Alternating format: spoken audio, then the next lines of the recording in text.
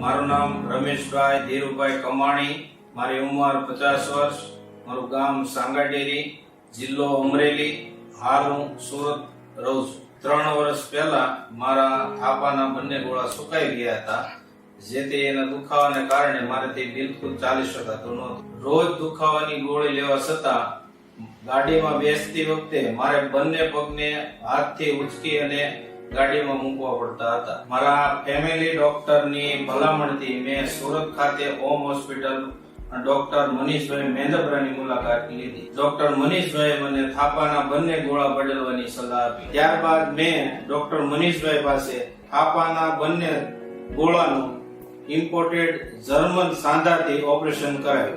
Operation બાદ હું 8મા દિવસે કોઈ પણ દુખાવા વગર ચાલતો થઈ ગયો હતો. હવે હું મારા વ્યવસાયને અનુરૂપ માર્કેટમાં પણ જઈ શકું છું. ત્યાં 4-5 માળના દાદર ચડવાનું એ પણ વગર દુખાવા, કોઈ પણ તકલીફ વગર હું ચડી શકું છું.